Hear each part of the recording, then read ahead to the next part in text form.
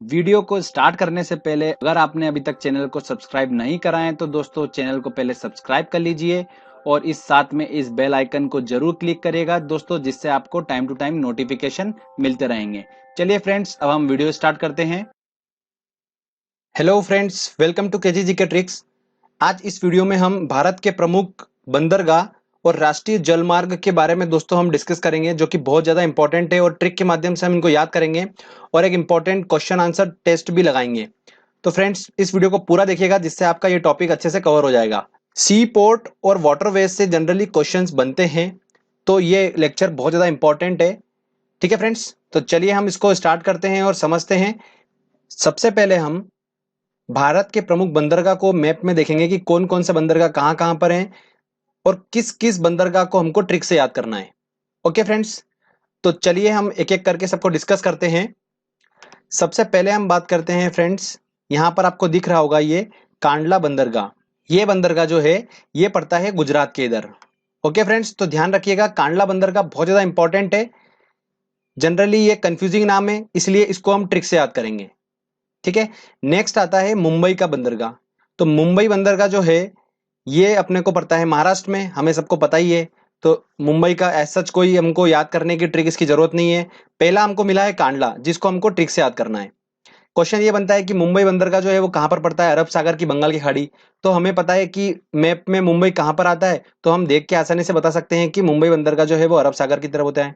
अगला आता है हमारा नाहवा शेवा। मुंबई का बंदरगाह सबसे इंपॉर्टेंट बंदरगाह है भारत का और सबसे बड़ा बंदरगाह भी है, इसलिए यहाँ पर सबसे ज्यादा ट्रैफिक होता है। ठीक है। इस ट्रैफिक को कम करने के लिए अभी अभी नया नया एक बंदरगाह और बना है जिसका नाम है नाहवा शेवा। तो ध्यान रखिएगा फ्रेंड्स, इसको भी हमको ट्रिक से याद करना है। तो दो हो चुके हैं हमारे, एक तो कांडला और एक नाहवा शेवा। उसके बाद आता है मारमा गोवा बंदरगाह। ये भी गोवा की तरफ पड़ता है और हमें पता है मैप में गोवा कहाँ है, तो हम आसानी से देख सकते हैं कि अरब सागर की तरफ पड़ता है ये। इसको भी याद करने की कोई जरूरत नहीं है, हम आराम से देख सकते हैं इसको। उसके बाद आता है न्यू मंगलूर। न्यू मंगलूर में बेंगलुरु का हल्का हल्का फील आ रहा है, तो वो हमको पता चल जाएगा कर्नाटक में पड़ता है ये, और कर्नाटक मैप में अरब सागर की तरफ है, तो हम आराम से देख सकते हैं कि न्यू मंगलूर जो है बंदरगाह वो कहाँ पर है, अरब सागर की तरफ पड़ता है। उसके बाद कोच्चि, जो कि केरल के इधर पड़ता है, और केरल हमें पता है मैप में इस साइड है, अरब सागर की तरफ है, तो हम आसानी से उसको याद कर लेंगे। उसके बाद आता है तूतीकोरिन। आपको दिख रहा होगा यहाँ पर ये तूतीकोरिन। अब थोड़ा सा अलग सा नाम है, तो इसको हमको याद करने की जरूरत पड़ेगी। तो हमें तीन ऐसे नाम मिल गए हैं जिनको हमको ट्रिक से याद करना है, तूतीकोरिन, नाहवा शेवा और कांडला। ठीक है। उसके बाद आता है चेन्नई। चेन्नई हमें पता है कि तमिलनाडु के इधर पड़ता है, इसलिए इसको याद करने का इतना एज सच कोई हमको रिक्वायरमेंट नहीं रहेगा। डायरेक्टली हम मैप की हेल्प से इसको हम क्वेश्चन को क्लिक कर लेंगे। अगला आता है एन्नोर। एन्नोर बंदरगाह बहुत ज्यादा इंपॉर्टेंट है और इसका नाम भी थोड़ा यूनिक है, इसलिए इसको ट्रिक से याद करेंगे। तो चार हो चुके हैं अभी तक। ओके फ्रेंड्स, उसके बाद आता है आंध्र प्रदेश का विशाखापट्टनम। विशाखापट्टनम भी हमें पता है कि आंध्र प्रदेश में आता है, और आंध्र प्रदेश जो है वो बंगाल की खाड़ी की तरफ है, तो आसानी से हम देख सकते हैं कि विशाखापट्टनम जो है वो बंगाल की खाड़ी की तरफ है। तो ये भी हमारा आसानी से हो सकता है, कोई डिफिकल्टी नहीं होगी। तो अभी तक हमको दोस्तों चार हमारे हो चुके हैं जिनको हमको ट्रिक से याद करना है। अब अगला आता है पांचवा, पारादीप। इसको हमको ट्रिक से याद करना है। तो ये पांच दोस्तों हैं जिन्हें हमें ट्रिक से याद करना है। और इसके बाद कोलकाता आता है। कोलकाता जो है वो बंगाल की तरफ पड़ता है, और ये जो है हुगली नदी पर पड़ता है बंदरगाह। तो ध्यान रखिएगा दोस्तों, ये अकेला जो है वो हुगली नदी पे पड़ता है बस, बाकी सब जो है वो बंगाल की खाड़ी और अरब सागर की तरफ पड़ते हैं। तो ये आसानी से आप देख सकते हैं। और उसके बाद पोर्ट ब्लेयर जो है ये तो बिल्कुल बंगाल की खाड़ी में ही है, तो इसको तो याद ही आराम से कर सकते हैं आप। तो ये पांच जो है कांडला, न्हावा शेवा, तूतीकोरिन, एन्नोर और पारादीप, ये पांच जो बंदरगाह हैं जनरली क्वेश्चंस इन्हीं से बनते हैं, क्योंकि ये यूनिक नाम है थोड़ा सा और कंफ्यूजिंग नाम है, इसलिए हम ट्रिक से इन पांचों को याद करेंगे। बाकी तो बहुत आसान है। मुंबई, मुंबई कहाँ पर है मैप में आप देख के समझ सकते हैं और आसानी से बता सकते हैं कि वो कहाँ पर है। तो अरब सागर पर है वो मुंबई का बंदरगाह, तो वो तो आसानी से क्वेश्चन बन जाते हैं। तो ध्यान रखिएगा फ्रेंड्स। एक और इंपॉर्टेंट बात बता दूं कि भारत के प्रमुख जो बंदरगाह हैं वो कितने हैं, टोटल 13 बंदरगाह प्रमुख बंदरगाह हैं। तो इससे भी क्वेश्चन पूछ लिया जाता है, तो इसको भी ध्यान रखिएगा। ओके। अब पांच तो हम ट्रिक से याद कर लेंगे, पर आपको मैं कुछ इंपॉर्टेंट पॉइंट्स बता देता हूं। सबसे पहले कांडला बंदरगाह जो है, ये कांडला बंदरगाह जो है, ध्यान रखिएगा दोस्तों, एक ज्वारी बंदरगाह है। इसको ज्वारी, इसको इंग्लिश में बोला जाता है टाइडल पोर्ट। जो टाइड आती है ना समुद्र में, उससे क्या होता है, इसका लेवल जो होता है बंदरगाह का वो ऊपर नीचे होता रहता है, इसीलिए इसे ज्वारी बंदरगाह बोला जाता है। और ये मुफ्त व्यापार क्षेत्र हैं। ठीक है दोस्तों, ध्यान रखिएगा, कांडला बंदरगाह जो है वो मुफ्त व्यापार क्षेत्र है। उसके बाद भारत का सबसे बड़ा बंदरगाह अगर पूछते हैं तो वो बंदरगाह है मुंबई का बंदरगाह। भारत का सबसे बड़ा बंदरगाह कौन सा है? मुंबई का है। और अगर पूछते हैं कि भारत का सबसे गहरा बंदरगाह कौन सा है और प्राकृतिक बंदरगाह कौन सा है, तो वो है विशाखापट्टनम। ठीक है, ये विशाखापट्टनम जो बंदरगाह है ये भारत का सबसे गहरा बंदरगाह है। ओके फ्रेंड्स, तो ये सी पोर्ट थे। अब इसमें से हम 5 को ट्रिक से याद करते हैं। चलिए दोस्तों, 5 बंदरगाह ये रहे: कांडला, एन्नोर, तूतीकोरिन, पारादीप और नवा शेवा। पहला हमारा दोस्तों है पारादीप, जो कि कहां पर स्थित है? उड़ीसा में। इसको याद रखने का तरीका देखिए, आप वर्ड देखिए पारादीप, हम इन वर्ड से ही पकड़ेंगे। तो हमको दीप दिख रहा है, ठीक है, तो इसी दीप, दीप मतलब दीपक होता है, हमने उसी से ट्रिक को लिया है। तो आप देखिए कैसे, आपको जैसे कि फ्रेंड दिख रहा है दीपक, दिख रहा है। अब इस दीपक में नॉर्मली तेल डालते हैं सब लोग, बट मैंने क्या करा, इस दीपक में जब मैंने इसके अंदर पारा डाला, क्या डाला फ्रेंड्स? देखिए आप, पारा डाला मैंने जैसे ही, तो पारा डाला जैसे मैंने, तो इसके क्या हुआ दोस्तों? पंख निकल आए, और पंख निकल आए और एकदम से ये दिया जो है ये उड़ गया। ठीक है फ्रेंड्स, तो दीप में पारा डालने के बाद वो दिया उड़ गया, तो उड़ गया से हमारा बना उड़ीसा। तो इससे हम आराम से आसानी से याद रख सकते हैं। अगला आता है दोस्तों हमारा कांडला बंदरगाह, जो कि कहां पर स्थित है? गुजरात में स्थित है, जो कि बहुत ज्यादा इंपॉर्टेंट है और बहुत ज्यादा क्वेश्चन इसी से बनते हैं। तो फ्रेंड्स इसको आप ऐसे देखिएगा, क्या हुआ, स्टोरी ये थी कि मैं एक दिन बैठा था तो मेरा फ्रेंड आया और बोला कि यार कांड हो गया यार। मैंने बोला क्यों, क्या हो गया? तो बोले यार मैं रात को ड्रिंक करके निकल रहा था तो मैंने एक आदमी को गाड़ी ठोक दी और वो आदमी गुजर गया। मैंने बोला क्या, आदमी गुजर गया? तो बोले कि हाँ यार गुजर गया, रात में ही गुजर गया। तो आप देख रहे होंगे, अक्सर जो कांड होते हैं वो ड्रिंक करके लोग जो होते हैं वो गाड़ी चलाते हैं और रात को ही चलाते हैं। तो कांड से हम पकड़ेंगे रात। ठीक है, तो इस तरीके से हम इसको आसानी से रिलेट करके याद कर सकते हैं कि कांडला बंदरगाह जो है वो गुजरात में है। अब इसके बारे में इंपॉर्टेंट बात यह है कि ये एक ज्वारी बंदरगाह है, मैंने आपको बताया था, और ये एक मुफ्त व्यापार क्षेत्र है। इन दोनों बहुत ज्यादा इंपॉर्टेंट पॉइंट है, ध्यान रखिएगा दोस्तों, ये पूछे जाते हैं एग्जाम में। चलिए, ये भी हमारा कंप्लीट हो गया। अब बात करते हैं हम तमिलनाडु के बंदरगाह की। ठीक है, जो कि बहुत ज्यादा इंपॉर्टेंट है और बहुत ज्यादा कंफ्यूजिंग भी है। तमिलनाडु के बंदरगाह दोस्तों कहां पर हैं? बंदरगाह सिटी में तो होंगे नहीं, बिल्कुल तट पे होते हैं, तो हमने वही पकड़ा, त से हमारा बना तट। ओके, अब मैं इस तट को इंग्लिश में लिखता हूं, तो मैंने लिखा TAT, तट। ठीक है, अब मैंने इसको जब सेपरेट करा, इसको मैंने अलग अलग इसका नाम निकाला, तो टी से हमारा बना तूतीकोरिन, ए से हमारा बना एन्नोर, और टी से बना हमारा तमिलनाडु के बंदरगाह। ध्यान रखिएगा दोस्तों, टी से कोई दूसरा आपको बंदरगाह बिल्कुल भी नहीं मिलेगा, तो आपको कंफ्यूजन का नाम ही खत्म। तूतीकोरिन टी के नाम से जो बंदरगाह है ये एक लोता है, ए नाम से जो बंदरगाह एन्नोर वो एक लोता है, तो कंफ्यूजन का सवाल ही खत्म हो गया। तो ध्यान रखिएगा, तमिलनाडु के बंदरगाह कहां पर हैं? तट पर हैं, बिल्कुल तट पर ही होंगे।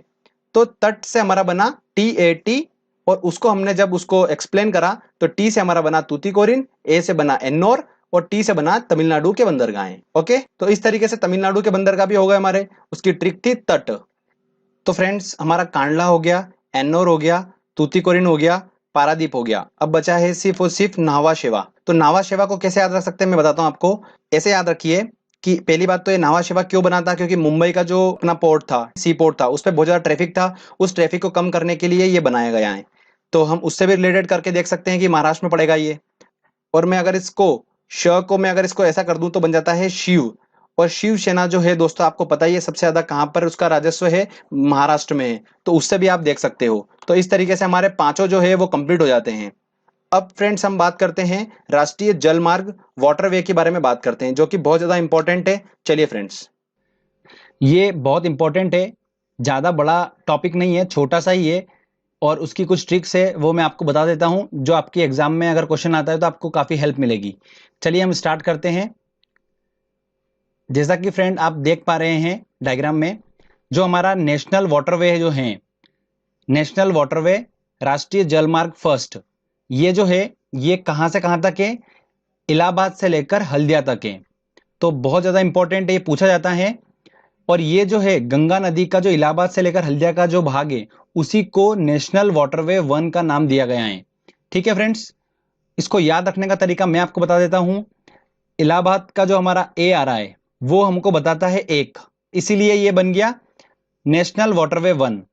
ध्यान रख सकते हैं, इससे आसानी से आप उसको पकड़ सकते हैं। अगर एग्जाम में आता है तो इलाहाबाद से हल्दिया तक, तो ए से हमारा बन गया एक। तो ये हमारा जो है सबसे लंबा वाटरवे है, तो ध्यान रखिए एग्जाम में पूछा जाता है। अब सेकंड वाला देख लेते हैं, नेशनल वाटरवे सेकंड देख लेते हैं। वो इतना इंपॉर्टेंट नहीं है, बट जस्ट हम एक बार नजर डाल लेते हैं, कभी आ गया क्वेश्चन एग्जाम में तो हम बस उसको सॉल्व कर पाए। बाकी 3-4 आपको देखने की जरूरत नहीं है, बस 2 काफी सफिशिएंट है। तो जैसा कि फ्रेंड्स आप देख रहे हो, नेशनल वाटरवे 2 NW2 जो है वो कहां से कहां तक है, सादिया से लेकर धुबरी पट्टी तक जो है, ये है नेशनल वाटरवे 2। ठीक है, राष्ट्रीय जलमार्ग 2 के नाम से जाना जाता है ये। अब इसको याद रखने का तरीका बहुत ज्यादा डिफिकल्ट है, हम इसको आसान बनाते हैं। देखिए, सादिया का स्पेलिंग चालू होती है एस से, और धुबरी पट्टी की स्पेलिंग चालू होती है डी से। तो जो सेकंड होता है, सेकंड, उसका जो फर्स्ट वर्ड होता है वो एस होता है और लास्ट वर्ड होता है डी। तो इस तरीके से हम देख सकते हैं कि सेकंड नंबर पे कौन सा होगा, सादिया और दुबरी पट्टी। आप दूसरा बनाने की कोशिश करेंगे पर बनेगा नहीं, तो एसडी जो है वो सिर्फ सेकंड वाला बनाएगा। तो इस तरीके से आप ध्यान रख सकते हैं, जो कि एक आसान ट्रिक है। फ्रेंड्स चलिए हम अब टेस्ट लगाते हैं, देखते हैं कि हमारी ट्रिक कितनी कारगर है। तो इंपॉर्टेंट क्वेश्चन देखते हैं। पहला हमारा क्वेश्चन है दोस्तों, भारत में कितने मुख्य बंदरगाह हैं? तो जैसा कि हमें पता है 13 जो है भारत के मुख्य बंदरगाह हैं, तो आंसर लगेगा सी। अगला क्वेश्चन है, वर्तमान में मुंबई सी पोर्ट के दबाव को कम करने के लिए कौन सा बंदरगाह का निर्माण किया गया है? तो मुंबई का ट्रैफिक को कम करने के लिए, जैसे मैंने आपको बताया था, नवा शेवा जो है वो उस बंदरगाह का निर्माण किया गया है, जो कि महाराष्ट्र में ही है, तो ध्यान रखिएगा। शिवा से हमने देखा था शिवसेना, तो शिवसेना महाराष्ट्र, तो हमें याद आ गया था। ठीक है, निम्न में से कौन सा एक मुफ्त व्यापार क्षेत्र है? एक मुफ्त व्यापार क्षेत्र और ज्वारी कौन सा बंदरगाह है? कांडला है, तो आंसर इसका लगेगा डी। इस तरीके से हम उसको सॉल्व करेंगे। चलिए आगे और इंपॉर्टेंट क्वेश्चन देख। अगला क्वेश्चन है हमारा, मारमा गोवा बंदरगाह स्थित है? तो ऑब्वियस सी बात है, हमने देखा था गोवा, गोवा से पकड़ लिया था, तो आंसर होगा इसका बी, गोवा में स्थित है। भारत में निम्न में से कौन सा एक उड़ीसा तट पर स्थित है?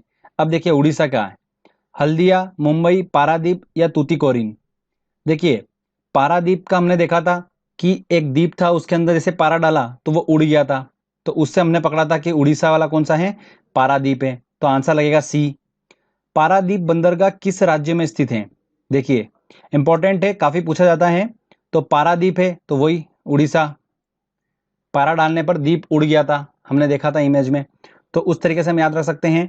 इमेजिनेशन दोस्तों हमारे दिमाग में रहेगी, हम मूवी भी देखते हैं तो वो हमारे दिमाग में रह जाती है हमेशा, उसके सीन जो रहते हैं वो हमारे दिमाग में फिट हो जाते हैं, तो कभी भी रिकॉल हो जाते हैं। उसी तरीके से वो इमेज थी कि वो दिया उड़ गया था, तो आपको वो एग्जाम में याद आ जाएगा। ठीक है, चलिए अगले इंपॉर्टेंट क्वेश्चन। अगला है हमारा, भारत के पारादीप एवं कांडला बंदरगाह किस तट पर स्थित हैं? तो देखिए, अब पारादीप जो था वो कहां पर है, उड़ीसा में है, तो उड़ीसा मतलब पूर्वी तरफ हो गया, और कांडला जो है वो गुजरात में मतलब पश्चिम तरफ हो गया, तो पूर्वी और पश्चिमी, मतलब लगेगा इसका answer C. Okay friends, Bharat का सर्वश्रेष्ठ प्राकृतिक बंदरगाह है, मैंने आपको बताया था भारत का सर्वश्रेष्ठ प्राकृतिक और सबसे गहरा बंदरगाह जो है वो कौन सा है, विशाखापट्टनम, तो लगेगा आंसर सी। निम्न में से कौन सा बंदरगाह नहीं है? देखिए कांडला है, बिल्कुल है, कोच्चि, कोच्चि बिल्कुल है, मंगलूर बिल्कुल है, पर बंगलुरु नहीं है, तो इसका आंसर होगा सी, मतलब बंगलुरु वाला नहीं होगा। चलिए आगे और इंपॉर्टेंट क्वेश्चन लेते हैं हम अब। अगला क्वेश्चन है दोस्तों हमारा, और काफी इंपॉर्टेंट क्वेश्चन है, गंगा नदी के किस भाग को NW1, ध्यान रखिएगा, नेशनल वाटरवे 1 घोषित किया गया है? तो कौन सा है? मैंने आपको बताया था वन, वन से ए से इलाहाबाद होता है हमारा, के से कानपुर, हरिद्वार, एन बिल्कुल भी नहीं, ए जहां पर हमको मिलेगा वही फर्स्ट वाला होगा, तो इलाहाबाद का हमारा लगेगा, स्पेलिंग में ए आता है, ए चालू होती है वो स्पेलिंग, तो ए से हमने पकड़ा एक, तो इलाहाबाद से हल्दिया का जो था वो गंगा नदी पर बना हुआ है, और इलाहाबाद से हल्दिया तक है, तो ध्यान रखिएगा NW1 इलाहाबाद से हल्दिया, मैंने आपको याद करने की ट्रिक भी बता रखी है उसकी। अगला क्वेश्चन है हमारा, देश का सबसे लंबा जलमार्ग है कौन सा है? इलाहाबाद से हल्दिया ही है, जो कि हमने पढ़ा था, NW1 सबसे लंबा है। अगला क्वेश्चन है हमारा, भारत में जलमार्ग के रूप में प्रयोग की जाने वाली नदी कौन सी है? तो एकलौती नदी कौन सी है? गंगा नदी है, तो ध्यान रखिएगा फ्रेंड्स, काफी इंपॉर्टेंट है। तो फ्रेंड्स इस तरीके से हमने ट्रिक की हेल्प से आसानी से बंदरगाह और जलमार्ग वाला टॉपिक अच्छे से कवर कर लिया है। तो अगर इससे क्वेश्चन आता है तो हम उसको आसानी से सॉल्व कर पाएंगे। फ्रेंड्स, एक दो बार अच्छे से आप प्रैक्टिस कर लीजिएगा उसको याद करने की। एक बार आप डायग्राम से जो मैप बताया था मैंने आपको, उस मैप से आप एक बार प्रैक्टिस कर लीजिएगा, जिससे आपको आगे कभी भी दिक्कत बिल्कुल भी नहीं होगी। और जो 5 की हमने ट्रिक देखी है उसको एक बार रिवाइज कर लीजिएगा और क्वेश्चन लगा लीजिएगा, आपका काम हो जाएगा। तो फ्रेंड्स, अगर आपको ये वीडियो अच्छा लगा है तो जल्दी से इस वीडियो को लाइक करिए, दोस्तों के साथ शेयर करिए और इस चैनल को जरूर सब्सक्राइब कर दीजिएगा, जिससे दोस्तों मैं अच्छे अच्छे वीडियो आपके लिए लेकर आता रहूंगा। तब तक के लिए फ्रेंड्स, गुड बाय।